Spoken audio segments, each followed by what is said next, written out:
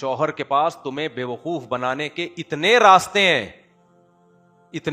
کیونکہ گھر سے جو گھر میں ہوتا ہے اس کی نگرانی ہو سکتی ہے، جو گھر سے باہر ہے اس کی کون نگرانی کرے گا؟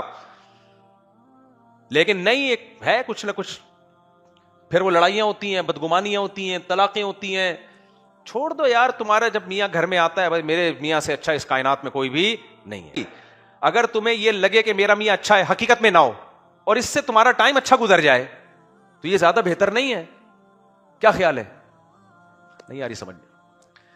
دیکھو، عورت کو اگر یہ لگے کہ میرا میاں دنیا کا بہت اچھا انسان ہے، اور اس کا مرد کا سلوک اپنی بیوی کے ساتھ اچھا ہو، باہر کیا کر رہا ہے آپ یہ سمجھو کہ بہت اچھا ہے، کوئی غلط ایکٹیویٹی میں نہیں ہے، اور اس سے آپ کی زندگی ہنسی خوشی گزر کے ختم ہو جائے، آخرت میں پتا چلے کہ یہ ایسا تھا. دنیا اچھی گزر گئی کہ نہیں گزر گئی؟ تو آخرت میں تو اللہ آپ کو ویسے ہی آپ کے اعمال کا اچھا بدلہ دے دے گا.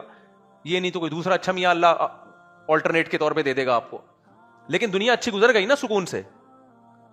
اب لوگ زیادہ اچھا بننے کے چکر میں ایک ایک چیز کی رپورٹ بیگم کو پیش کر رہے ہیں، پھر آمدنی بھی پوری بتا رہے ہوتے ہیں اس کو. لوگوں نے بہت نیک بن کے ایسا کیا، پوری تنخواہ لا کے بیگم کو پکڑا دی کہ ٹوٹل میری آمدنی ہے. اب پھر پورے مہینے بیگم سے بھیک مانگتے رہتے ہیں، پان گٹکے کے پیسے دے دو، یہ دے دو. نتیجہ کیا نکلتا ہے؟ نہ وہ کہیں صدقہ کر سکتے ہیں، نہ بزنس میں آگے سوچ سکتے ہیں. اب کوئی بہت ہی نیک شریف بیگم، نیک تو ہونا الگ بات ہے، لیکن اتنا کسی کا دماغ ہو، وہ 100 میں کوئی ایک خاتون ایسی ہو سکتی ہے جو پھر آپ کا ساتھ دے، ورنہ تو بھائی بڑے مسائل ہو جاتے ہیں اس سے. آج ہی کی بات ہے، ایک صاحب آئے کہنے لگے میرے بیگم، میں نے گھر بنایا، میری بیگم کہہ رہی میرے نام کر دو. آج ہی کی بات ہے. تو آپ سے مشورہ ہے میں کر دوں؟ میں نے کہا کیوں کہہ رہی ہے؟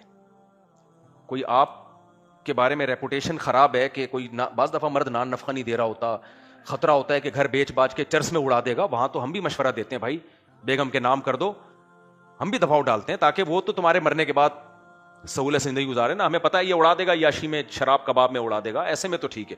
لیکن پڑھا لکھا آدمی ہے، نارمل آدمی ہے، بچوں کا خرچہ اٹھا رہا ہے.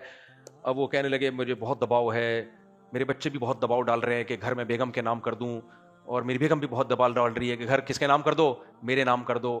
میں نے پوچھا کوئی نان نفقے میں پرابلم؟ کہہ رہے نہیں کوئی شکایت نہیں ہے. میں نے کہا پھر کیوں؟ کہہ رہے بس وہ کہہ رہی ہے کہ آپ کو مجھ سے محبت نہیں ہے، کیا ہم پہ اعتماد نہیں ہے.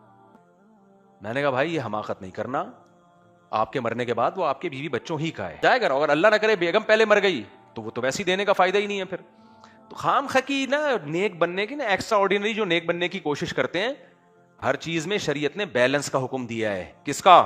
اعتدال. کہا ہے کہ جس باپ نے اپنی بیٹی تمہیں دی ہے تو سنبھالنا بھی اب کس کے ذمہ ہے؟ صرف کھلانا پلانا نہیں ہے، سنبھالنا ہے. تو سنبھالنے میں یہ ہے کہ بیلنس لے کے چلنا ہے.